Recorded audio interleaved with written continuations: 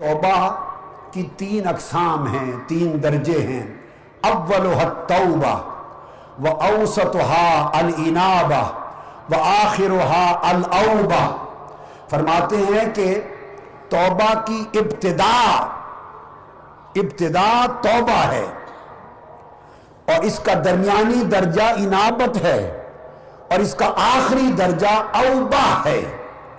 فرمایا ہر وہ شخص جو گناہوں پر آخرت کے عذاب سے ڈر کر تائب ہو گیا، جو آخرت سے عذاب سے ڈر کر شرمندہ ہوا اور گناہ چھوڑ گیا، تو عذاب سے ڈر کر گناہ چھوڑنا یہ توبہ ہے۔ اور اللہ کی بارگاہ سے اجر و ثواب اور جنت کی طلب میں، حسن آخرت کی طلب میں گناہ چھوڑنا یہ انابت ہے، یہ اس سے اونچا درجہ ہے۔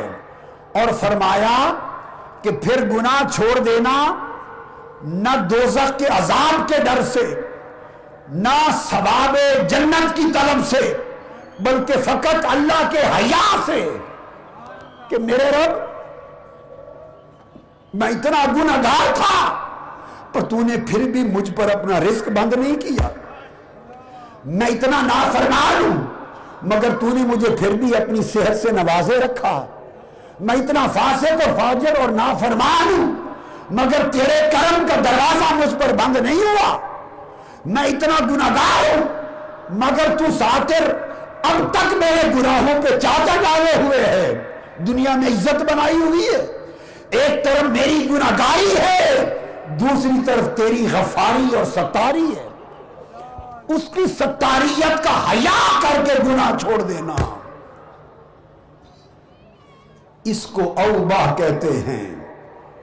اس میں نہ دوزخ کے عذاب کا خوف ہے اور نہ جنت کے ثواب کی رغبت ہے۔ فرمایا توبہ کرنا مومنوں کی صفت ہے۔ حکم ہوا توبو الی اللہ جمیعا ایھا المؤمنون، اے مومنوں توبہ کرو۔ انابت فرمایا اولیاء صالحین کی توبہ ہے۔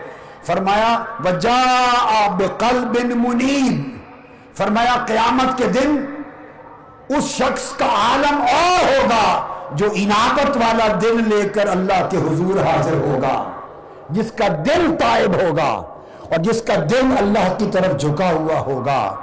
اور اوبہ یہ جب بندے کو نصیب ہوتی ہے تو یہ انبیاء و مرسلین کی صفت ہے، ان کا فیض ہے۔ فرمایا نعم العبد انہ اواب، اللہ پاک اپنے نبی کی تعریف میں فرماتا ہے کہ کتنا اچھا بندہ تھا، وہ اواب تھا، یعنی ہر وقت میرے کرم کے حیا میں رہنے والا تھا، میری عنایت کا دھیان رکھنے والا تھا۔ چنانچہ حضرت ذوالنون مصری رضی اللہ تعالیٰ عنہ انہوں نے فرمایا کہ عام لوگوں کی توبہ تو یہ ہے کہ گناہ چھوڑ دیں، اللہ کی نافرمانی چھوڑ دیں، معصیت چھوڑ دیں، مگر خاص لوگوں کی توبہ اس سے بلند ہے اور وہ یہ کہ وہ زندگی سے غفلت چھوڑ دیں اور ساری زندگی کو اللہ کی طاعت بنا دیں، اللہ کی طاعت بنا دیں۔ اور پھر علی بن محمد التمیمی ایک اولیاء کبار میں سے ولی اللہ ہوئے، وہ فرماتے ہیں کہ توبہ کے تین درجے ہیں۔ ایک درجہ تو یہ ہے کہ بندہ زلات کو، سیئات کو اور ذنوب و خطیات کو چھوڑ دے، یعنی گناہوں کو چھوڑ دے، بڑے گناہ بھی چھوڑ دے، چھوٹے گناہ بھی چھوڑ دے، ان سے توبہ کر لے۔ اور اس کے بعد فرمایا جب یہ کر لے اور اللہ کے حضور اگر قربت چاہے تو اونچے درجے کی توبہ یہ ہے کہ زندگی سے غفلات بھی چھوڑ دے، ہر قسم کی غفلت بھی چھوڑ دے، ہر وقت وہ اللہ کی بندگی میں خود کو مستعد پائے، ہر وقت اللہ کی طاعت میں خود کو تیار پائے۔ نماز کا وقت ہو تو نماز کے لیے مستعد ہے، روزے کا وقت آ جائے روزے کے لیے مستعد ہے، حرام سے بچنے کے لیے مستعد ہو، حلال کے لیے مستعد ہو، اوامر کے لیے مستعد ہو، نواہی سے بچنے کے لیے مستعد ہو، عبادات میں مستعد ہو، لوگوں سے اچھے اخلاق کے لیے مستعد ہو، لوگوں سے اچھا معاملہ لین دین اچھا کرنے کے لیے مستعد ہو. ہر امر جو اللہ نے دیا ہے، خواہ اپنی ذات کی نسبت خواہ اپنے بندوں کی نسبت، وہ ہر مقام پر اپنے آپ کو مستعد اور تازہ دم اور تیار پائے، غافل نہ پائے.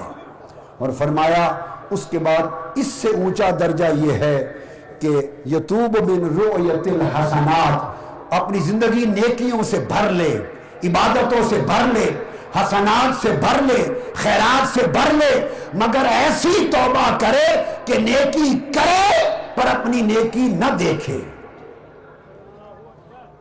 نیکی کرے مگر اسے نیکی دکھائی نہ دے. کسی پر احسان کرے مگر کیا ہوا احسان دکھائی نہ دے. کسی پر بھلائی کرے مگر کی ہوئی بھلائی دکھائی نہ دے. عبادت کرے مگر عبادت دکھائی نہ دے. جس بندے کو اپنی عبادت اور نیکی نظر آتی ہے وہ اللہ کی نگاہ میں گر جاتا ہے. اور جو شخص اپنی عبادت کر کے بھی اس کو دیکھتا نہیں ہے وہ نادم متواضع بندہ اللہ کی نگاہ میں بلند ہو جاتا ہے.